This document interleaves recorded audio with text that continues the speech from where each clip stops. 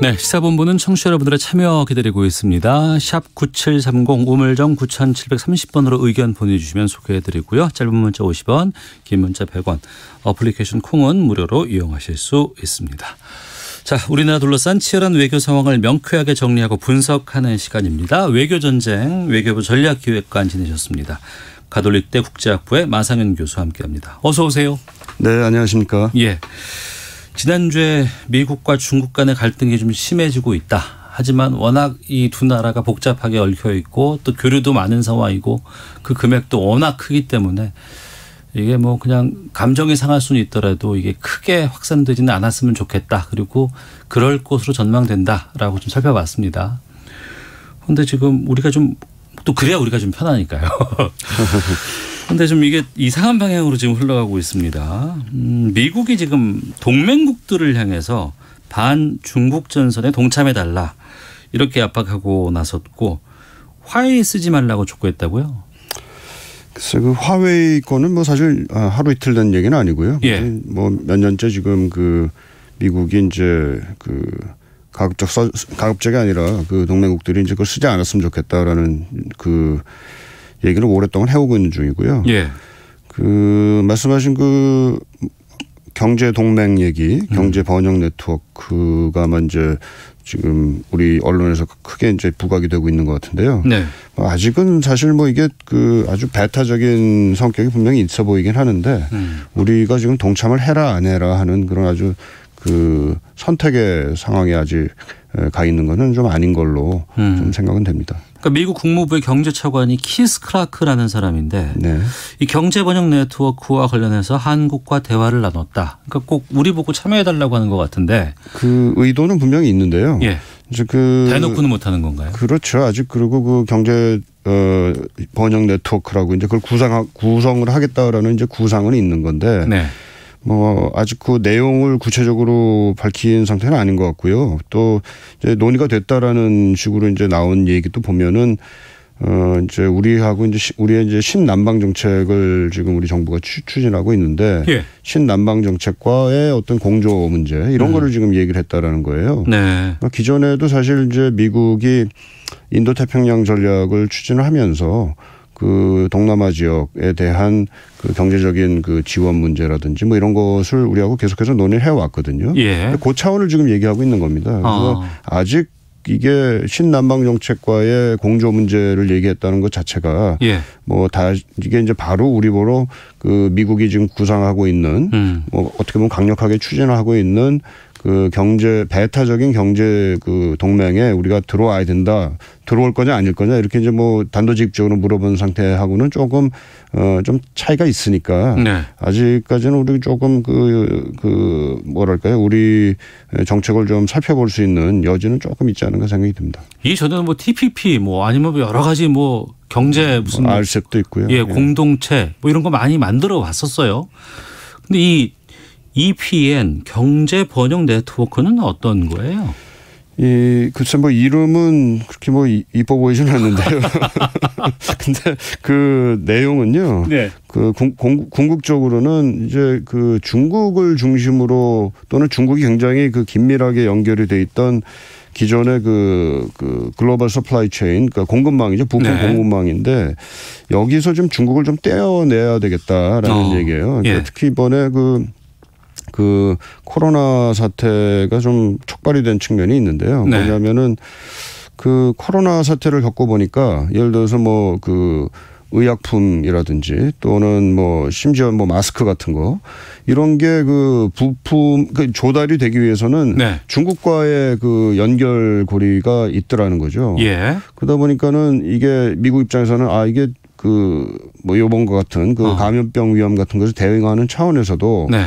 이게 중국과의 연결이 되어 있어서 이게 잘못하면은 미국에게 보건안보 차원에서의 위협이 될 수도 있겠구나 하는 걸 상당히 좀 뭐랄까요 절감을 했던 것 같아요. 그러니까 예. 여러 가지 차원에서 지금 중국과 연결되어 있는 걸 끊어야 되겠다 하는 게 하나의 추세로 작용을 해왔는데 예. 이번에 코로나 사태로 인해서 보건안보 차원에서의 그런 문제점을 또 인식을 하게 되고 그러면 이걸 좀 본격적으로 좀 끊어보고자 하는 뭐 지난 시간에 제가 디커플링 뭐 이런 얘기도 하고 그랬는데요. 네. 그걸 좀 본격적으로 해야겠다라는 뭐 의지의 표현으로 보시면 될 것 같습니다. 하지만 이게 구체화된 건 아직 아니라고 말씀하셨는데. 네, 이게 뭐 사실은 그 서플라이 체인이라는 게 사실 뭐 국가가 정부가 나서고 끊는다고 하는 게 이제 영향을 미칠 수 있지만 궁극적으로는 기업의 선택이거든요. 네. 그러니까 또 기업이 예를 들어서 그 당장 뭐 미국 입장에서 미국 정부도 지금 미국 행정부도 미국의 기업들이 중국에 진출을 해 있다거나 한 이제 다른 데로 옮겨라 미국으로 다시 돌아와라 하지만 뭐 여러 가지 인센티브를 주겠죠. 여러 가지 그렇지만은 궁극적으로는 그건 기업의 판단이 달려 있는 몫입니다. 하지만 이게 트럼프 행정부에서는 가능할 수 있지도 않을까.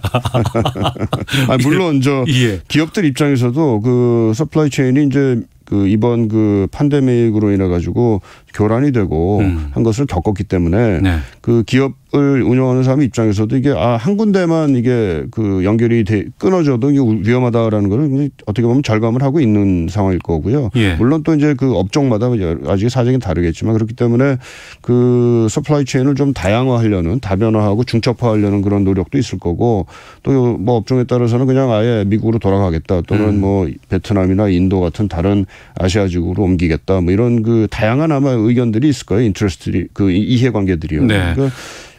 그런데 이게 현실화가 된다거나 아니면 구체적으로 이게 상황이 흘러가게 된다 그러면 중국의 반발이라든가 분노도 상당하지 않을까 싶거든요. 물론이죠. 그 지금 사실은 그 디커플링 자체가 얼마나 현실화될 거냐 하는 거에 대한 그 뭐 의문이 없지는 않지만 예. 지금 미국이 굉장히 파상적으로 지금 중국에 대해서 그 공세를 퍼붓고 있기 때문에 네. 뭐 중국도 상당히 긴장할 수밖에 없죠. 특히 이제 뭐 화웨이 아까 말씀을 하셨는데 화웨이와 같은 이제 그 하이테크 기업에 대한 미국의 제재가 지금 따르고 있고 아까 네. 이제 화웨이 네트워크 특히 이제 5G 관련된 네트워크를 쓰지 못하도록 지금 여러 가지 이제 조치들을 취하고 또 압력도 가하고 있고 그렇기 때문에 중국으로서는 당혹스럽죠. 특히 이제 그 중국은 나름대로 이제 기술 굴기라고 그래가지고 기술을 통해서 이제 그 더 그 경제라든지 뭐 전체적인 국력을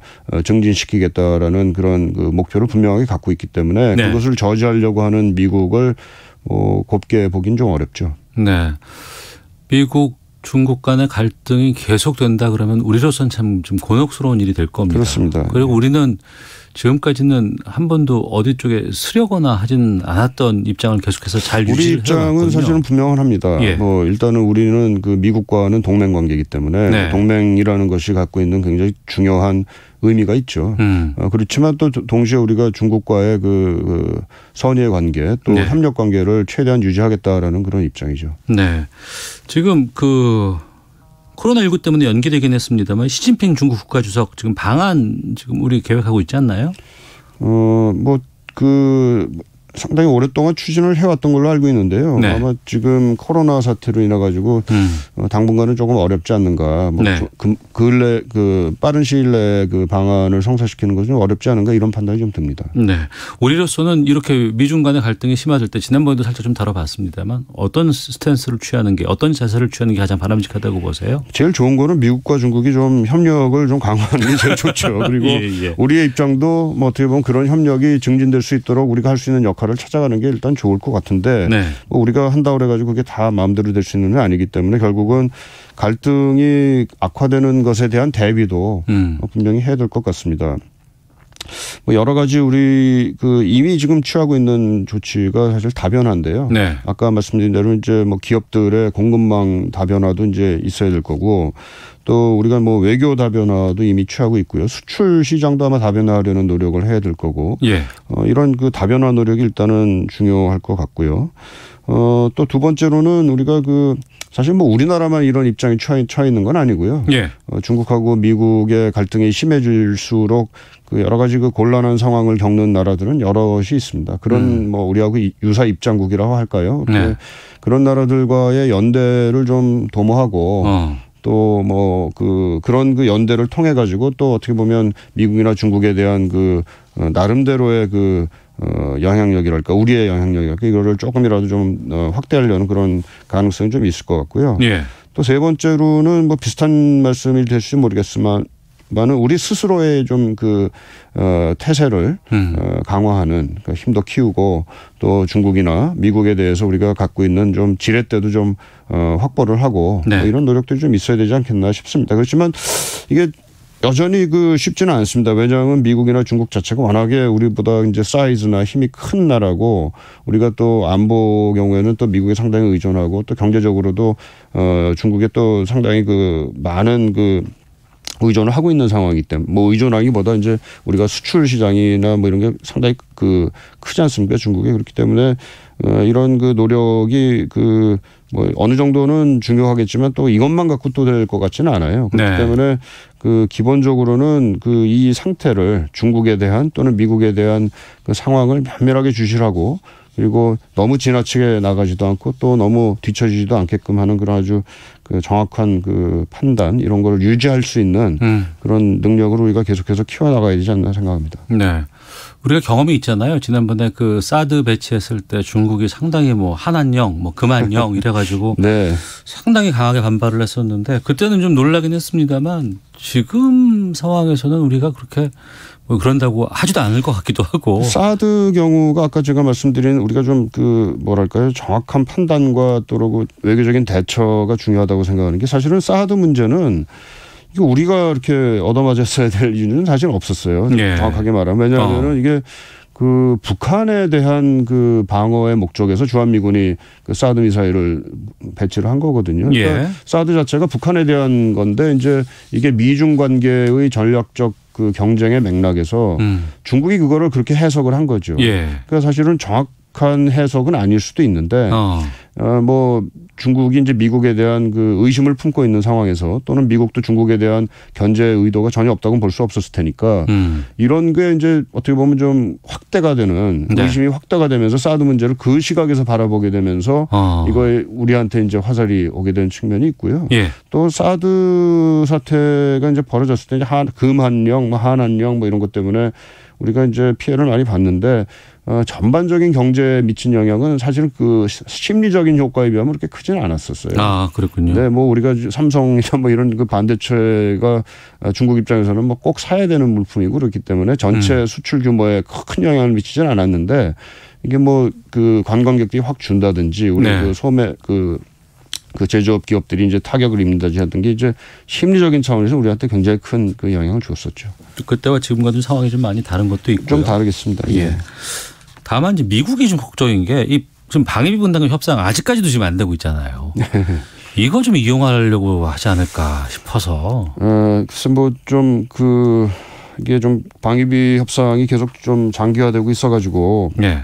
근데 이게 문제인데 이 문제하고 뭐 경제 네트워크 이거하고 이제 연계를 시킬지 안 시킬지는 사실 잘 모르겠습니다. 하지 말아야 돼요. 그런 거 연계하고 그러면 그렇죠. 안 된다. 그러니까 예. 연기가 되지 않도록 또 노력을 해야 될 거고요. 예. 또 되지 않도록 좀 뭐랄까요. 미국도 좀 자제할 필요가 있지 않을까 생각합니다. 근데 이 갈등에 또 하나가 지금 변수로 작용한 것이 홍콩입니다. 네. 중국이 전인대 지금 열었는데 홍콩 의회 대신에 홍콩 국가보안법을 직접 제정하겠다는 방침을 밝혔습니다. 이게 네. 어떤 내용인 거예요? 네, 내용은 이제 소개만 된 건데요. 아직 네. 초안이 소개만 된 상태인데 이제 기본적인 내용이 이제 전해진 거는 국가 분열 시도 또는 정권 전복 시도 그리고 외부 세력이 홍콩 내정에 이제 개입하려는 그런 시도 이런 게 있으면은 그걸 처벌하겠다라는 네. 거고요. 그러니까는 홍콩 내에 있는 좀 반정부 인사들 이런 사람들에 대한 상당히 직접적인 위협이 될 수 있는 근거가 되니까 네. 홍콩 시민들이 상당히 이제 민감하게 반응을 하게 되고 또 미국이나 또 다른 서방 국가들도 여기에 대해서 이제 부정적인 입장을 나타내고 있는 중입니다. 네, 미국도 여기에 가세를 했죠. 그렇습니다. 예, 이미